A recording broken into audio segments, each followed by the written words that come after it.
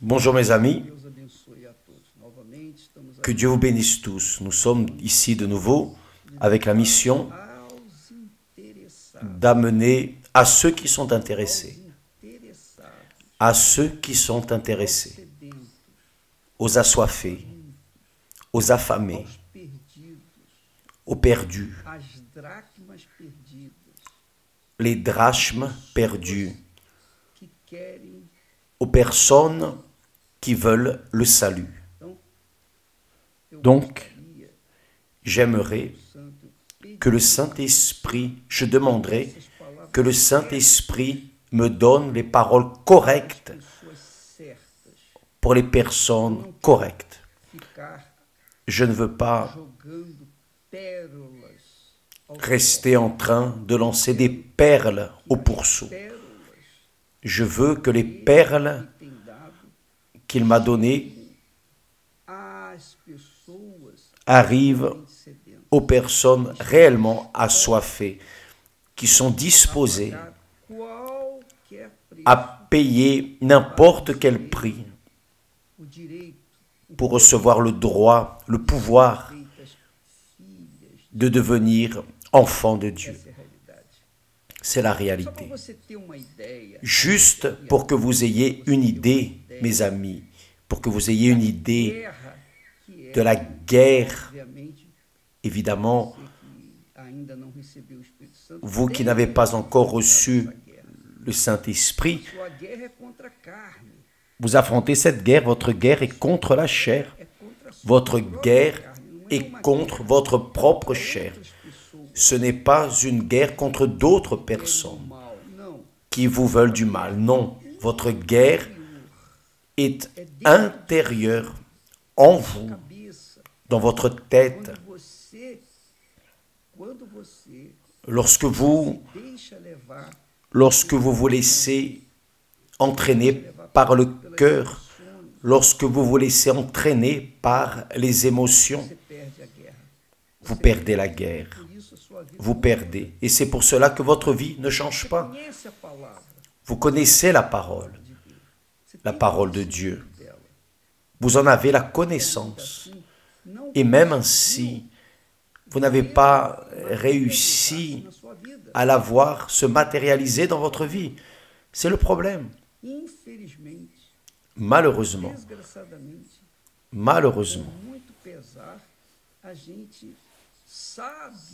nous savons quel est le problème et nous connaissons la solution. Le problème est que entre le problème et la solution, il y a un pont que chacun doit traverser de lui-même. Personne ne peut le traverser pour un autre. La croyance, la foi est une chose très personnelle. Je peux vous transmettre la foi, mais je ne peux pas vivre cette foi que je vous transmets pour vous. Je dois la vivre pour moi. Et la foi, mes chers amis, la foi n'est pas un sentiment. La foi n'a rien à voir avec le sentiment. La foi a à voir avec l'obéissance à la parole de Dieu. Sauf que pour obéir à la parole de Dieu, je dois contrarier ma volonté. Je dois contrarier la parole des autres personnes. Je dois contrarier la parole du monde. Et cela fait mal. Cela blesse. C'est douloureux. Parce que c'est la mode. Le péché est toujours à la mode. Mais la justice, non. Malheureusement, les personnes laissent la justice oublier et plongent dans le péché parce qu'il est à la mode. C'est la réalité. Donc, à cause des personnes qui connaissent la parole de Dieu et le savent, mais n'arrivent pas à vaincre le péché, elles sucent leur pouce, elles sont pires que celles qui sont dehors dans le péché, qui ne se préoccupent pas de Dieu, de ce qui est écrit. Elles se moquent que la mule ne marche pas droit. Non.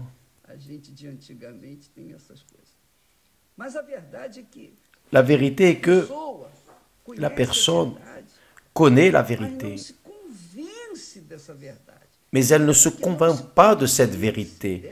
Et parce qu'elle ne se convainc pas, elle procrastine son abandon parce qu'elle veut profiter un peu plus de ce monde. La personne pense: renoncer à ma jeunesse, j'ai renoncé à mes rêves, j'ai renoncé à mes projets personnels. Oui, oui. Mais c'est comme ça. Voyez que l'apôtre Paul, conduit par le Saint-Esprit, a écrit que ce genre de personne n'a pas encore résisté jusqu'au sang, c'est-à-dire ils ne sont pas allés à la limite, ils peuvent continuer encore à souffrir un petit peu. Qu'est-ce qu'on peut y faire? Ce n'est pas moi qui dois être là en train de convaincre qui que ce soit. Je suis là pour prêcher, enseigner la parole de Dieu, vous transmettre ce que Dieu m'a donné. Maintenant, qui a du bon sens obéit, qui n'en a pas. La vérité est que le Saint-Esprit, imaginez-vous, le Saint-Esprit, avoir Dieu, le Créateur, le Père éternel de notre Seigneur Jésus-Christ, qui au nom du Seigneur Jésus-Christ envoie le Saint-Esprit pour habiter et faire sa demeure en nous. Vous savez cela, vous voulez cela, vous désirez, mais cela n'est pas suffisant. Le texte public dit conversation de bar entre les ivrognes. On dit que vouloir c'est pouvoir, non. Vouloir c'est une faim, mais pour avoir ce pouvoir qu'est le Saint-Esprit et profiter du privilège d'avoir, de vivre dans la justice, vivre une vie juste, correcte, intègre, vivre dans la paix et vivre dans la joie, justice, paix et joie. C'est le royaume de Dieu que Jésus est venu offrir à tous. Qui veut grâce à Dieu. Donc il s'efforce, se sacrifie au maximum, renie sa chair, renie sa chair, ses volontés, ses désirs, renie, dit non à soi-même, à ses désirs qui sont injustes, mais qui apportent également des problèmes. Et la personne n'a pas de paix. À aucun moment. Aucun moment. Et parce que la personne n'a pas de paix, peu de joie, la joie du Saint-Esprit, elle peut avoir une joie passagère. Elle a écouté une blague. Ah, très bien. Excellent. Mais après que la blague s'est terminée, le rire est terminé, la tristesse revient. Donc les personnes qui ne veulent pas sacrifiées jusqu'au sang, c'est-à-dire aux limites, vivent une vie d'injustice, c'est-à-dire de péché. Elles vivent une vie de conflit intime, anxiété, peur, incertitude, etc., doute. Et elles vivent une vie triste, une vie de tristesse, précisément parce qu'elles veulent rester dans l'injustice, elles veulent continuer dans le péché, elles ne veulent pas renoncer au péché, elles ne le veulent pas, donc elles vont continuer à souffrir jusqu'au jour, si ce jour arrive, jusqu'au jour où elles comprennent. Le problème, c'est que parfois les personnes ne comprennent pas, elles meurent et il n'y a plus rien à faire, il n'y a pas de messe, de prière, il n'y a plus rien à faire. Donc mes amis, c'est la vérité nue et crue. Vous n'avez pas encore résisté jusqu'au sang en luttant contre le péché.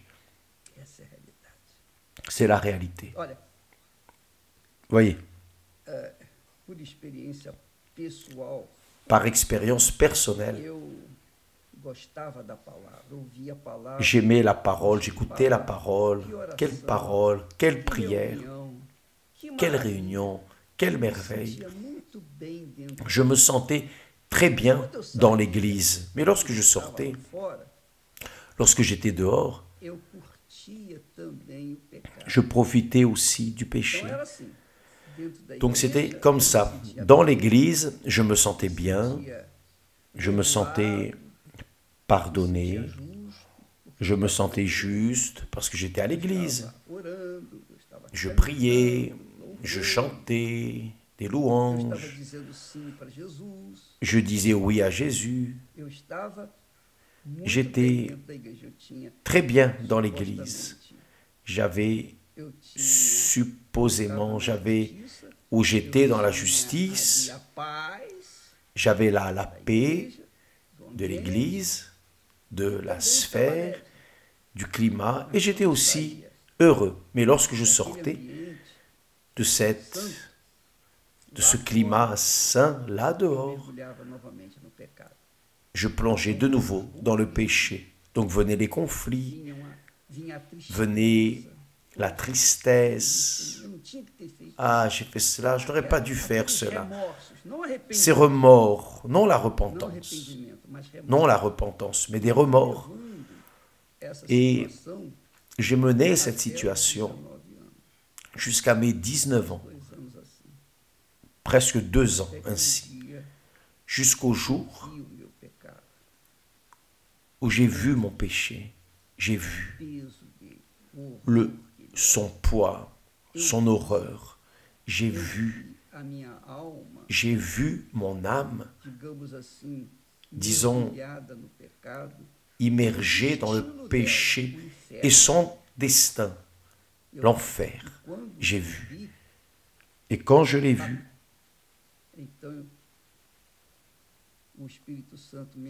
le Saint-Esprit m'a présenté, m'a montré Jésus. Il m'a reçu, il m'a lavé, il m'a purifié, il m'a sauvé. Juste pour que vous ayez une idée, j'ai beaucoup déjà donné mon témoignage. L'expérience que j'ai eue a été si glorieuse, si magnifique. Il n'y a pas de mots pour exprimer. Ce n'est que ceux qui passent par là qui le savent. Mais la chose est si glorieuse, juste pour que vous ayez une idée de la grandeur. J'avais 19 ans. Alors, à ce moment, j'ai dit, mon Père, je ne veux plus vivre. Enlève ma vie. Parce que je ne veux pas prendre le risque de perdre ce que tu viens de me donner. Je ne veux pas prendre ce risque. J'ai demandé la mort, mais je l'ai demandé de tout mon cœur. Je ne veux pas vivre. Je renonce à ma vie. J'étais jeune, 19 ans. Donc, je parle ainsi pour que vous puissiez évaluer la grandeur qu'est de recevoir le Saint-Esprit. C'est bien plus, infiniment plus que ce que nous pouvons dire. C'est seulement celui qui l'a reçu, qui sait de quoi je parle. Qui n'a pas reçu, suce son pouce. Que peut-on faire? Pourquoi ne l'avez-vous pas reçu? Parce que vous n'avez pas résisté au péché jusqu'à vos limites, jusqu'au sang, c'est-à-dire le sacrifice de renier la chair. Vous vivez, vous êtes en train de vivre avec une vie erronée et vous le savez. Je ne veux pas vous lister vos erreurs parce que le Saint-Esprit vous a convaincu. C'est cela. Il vous a convaincu. Vous savez ce qui est erroné. Et vous savez ce que vous devez faire. Mais ça fait mal. Évêque, c'est très douloureux. Et alors? Mais que voulez-vous? Voulez-vous manger une omelette sans avoir à casser des œufs? Ce n'est pas possible. Ou vous cassez les œufs pour avoir une bonne omelette, ou alors vous gardez les œufs gardés jusqu'à les jeter. Mes amis, c'est ainsi. Avec Dieu, il n'y a pas plus ou moins. Ou c'est ou ce n'est pas. Il faut sacrifier. Et je dis, ce n'est pas le sacrifice purement et simplement de la chair. Ce n'est pas le sacrifice de prendre une bonne offrande, une offrande généreuse et la mettre sur l'autel et dire, voici mon sacrifice. Non. Si vous faites cela, faites bien attention. Le sacrifice commence ici, à l'intérieur de vous, en vous rognant les choses erronées que vous avez faites. Parce que c'est le péché qui nous fait être séparés de Dieu. Les oreilles de Dieu ne sont pas trop dures pour ne pas entendre, ni sa main puissante, courte, pour ne pas pouvoir sauver. Mais le péché, il dit, mais vos péchés font une séparation entre vous et moi. Donc, le Saint-Esprit ne peut pas venir sur une personne, même si elle fait le jeûne de Daniel, mais si elle continue dans le péché, elle va faire un jeûne pour rien.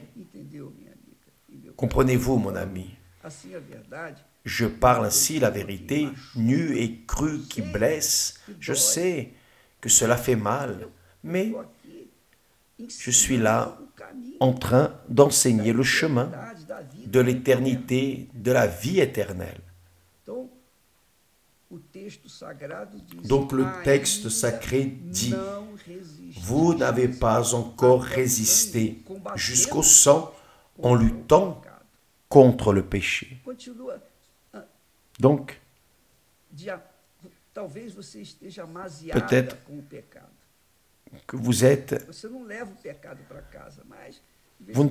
vous n'emmenez pas le péché à la maison, mais parfois vous sortez avec le péché, mes amis. Excusez-moi. Vous cheminez vers la pénitence, la punition éternelle. J'espère que le Saint-Esprit, mon Seigneur et Sauveur Jésus-Christ, dans la personne du Saint-Esprit, vienne vous convaincre pour que véritablement, spécialement dans ce jeûne de Daniel, que cela ne soit pas juste un jeûne d'information, mais surtout un jeûne de péché. Ce que nous devons vivre jusqu'au retour de notre Seigneur Jésus-Christ. D'accord? Nous en restons là et demain nous serons de retour. Que Dieu vous bénisse tous.